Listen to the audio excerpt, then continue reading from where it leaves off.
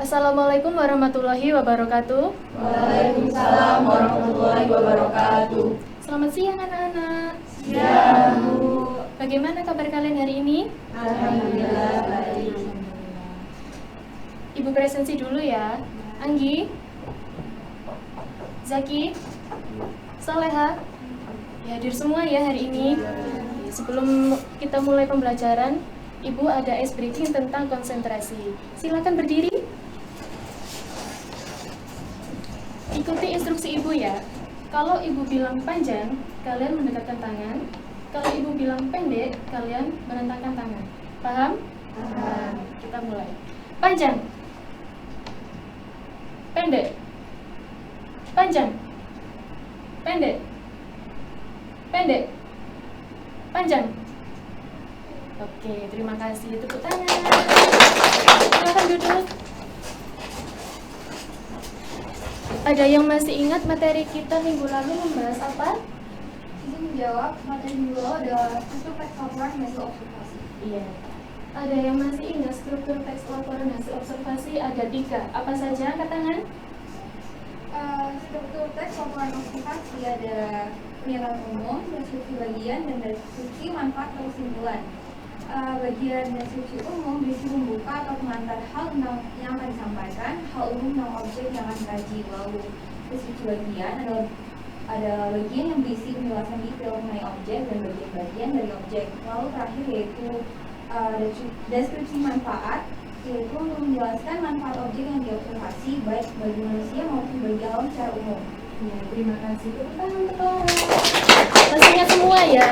Nah, hari ini kita akan mempelajari tentang mempresentasikan teks laporan hasil observasi dengan intonasi yang tepat.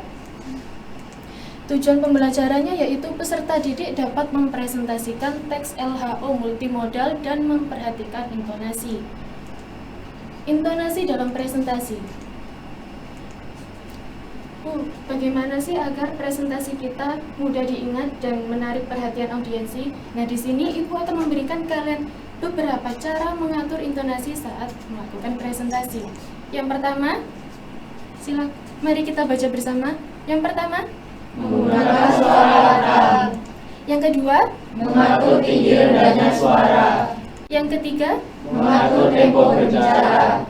dan yang terakhir. Menggunakan perasaan atau emosi. Iya. Jadi menggunakan suara lantang agar audiens mendengar apa yang kita sampaikan dengan baik. Kemudian mengatur tinggi rendahnya suara agar tidak terjadinya kesalahpahaman pesan yang diterima oleh audiens. Dan yang ketiga, mengatur tempo berbicara seperti cepat atau lambatnya saat kita menjelaskan isi materi yang kita sampaikan. Dan yang terakhir, menggunakan perasaan atau emosi agar pesan yang kita sampaikan dapat tersampaikan dengan baik. Dari sini apakah ada yang ingin ditanyakan? Kalau begitu, Ibu akan memberikan kalian latihan berupa membuat teks LHO berdasarkan infografis yang Ibu sediakan.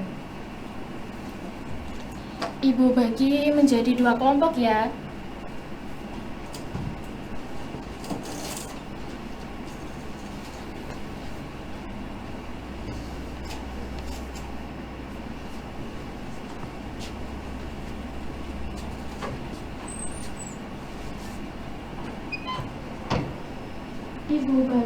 Ibu beri waktu 30 menit, apakah cukup? Cukup. Ya, silakan dikerjakan. Yusuf, apakah ada kesulitan? Jika? Jadi sampai mana prosesnya? Sampai sini. Anggi?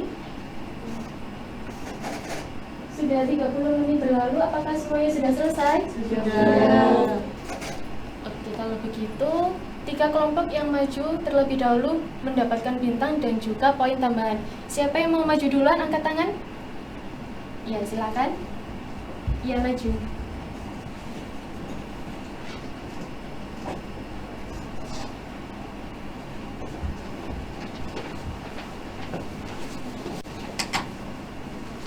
Silakan. Rafflesia Arnoldi. Indonesia merupakan negara dengan kekayaan hayati dengan beragam flora dan fauna. Salah satunya adalah Rafflesia arnoldi. Spesies tumbuhan ini merupakan puspa langka kebanggaan Indonesia.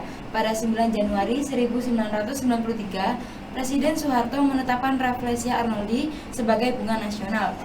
Berdasarkan keputusan Presiden nomor 4 tahun 1993, Rafflesia arnoldi merupakan padma raksasa yang tergolong sebagai makhluk parasit. Saat ini, tanaman ini dikhawatirkan terancam punah akibat habitatnya yang semakin rusak. Tepuk tangan untuk Cika. Yang kedua, ada yang mau maju? Iya, Clara.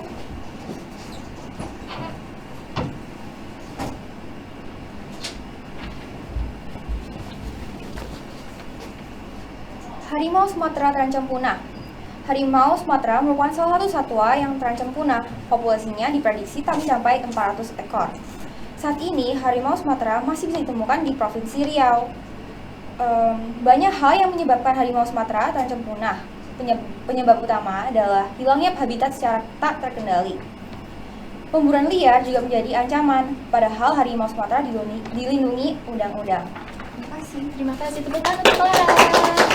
Ada lagi yang mau maju? Iya, Devia.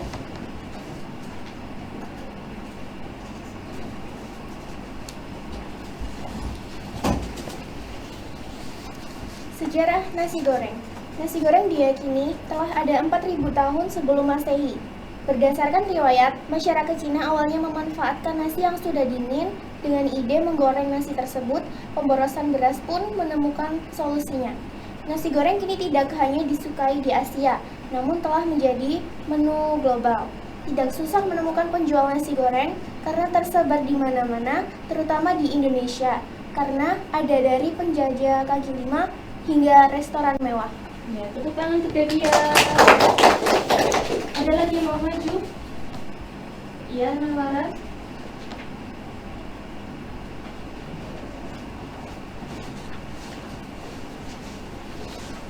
Komodo kadal raksasa menuju kepunahan. Uni Internasional untuk Konservasi Alam atau IUCN mengubah status komodo dari rentan menjadi terancam punah. Senada dengan IUCN, Jurnal Ekologi dan Evolution pada September 2020 menyebutkan bahwa keberadaan komodo bisa punah pada 2050 akibat perubahan iklim.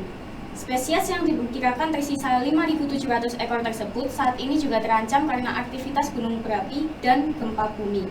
Selain itu, terancamnya habitat komodo juga dikarenakan aktivitas pemburuan, perluasan pemukiman warga, hingga pembangunan kawasan wisata. Berbagai ancaman dari alam dan manusia dapat mempercepat resiko kepunahan komodo. Oleh karena itu, masyarakat dan pemerintah perlu bekerja sama untuk menjaga supaya hewan endemik Indonesia ini bisa terus ada di masa yang akan datang. Ya, tepuk tangan untuk kelompok terakhir. Sudah maju semua ya? Kalau begitu, Ibu minta tolong salah satu dari kalian untuk memberikan penilaian terhadap kelompok-kelompok yang telah maju. Anggi, boleh diberikan? Untuk kelompok 1, sistematika dapat 4, penggunaan bahasa 4, ketepatan intonasi dan artikulasinya 4, total nilainya 100. Tepuk tangan untuk kelompok 1. Untuk kelompok 2? Untuk kelompok 2, sistematikanya 3, penggunaan bahasa 4, ketepatan intonasi dan artikulasi 3, untuk total nilainya 83. Untuk kelompok 3? Untuk kelompok 3, sistematikanya 4, penggunaan bahasa 3, ketepatan intonasi dan artikulasi 4, untuk total nilainya 92. Untuk kelompok terakhir? Untuk kelompok yang terakhir dapat sistematika 4, penggunaan bahasa 3, ketepatan intonasi dan artikulasi 3, untuk total nilainya 83. Tepuk tangan untuk kita semua. Semuanya sudah menggunakan intonasi yang baik dan tepat saat melakukan presentasi. Good. Jadi hari ini kita mempelajari tentang apa? Ya, cara mengatur intonasi ada 4, yaitu yang pertama Menggunakan suara lantang, yang kedua mengatur tinggi rendahnya suara, yang ketiga mengatur tempo berbicara, dan yang keempat. menggunakan perasaan atau emosi. Iya, ini ada satu kelompok yang mendapatkan nilai tertinggi. Ibu tempelkan di papan ya.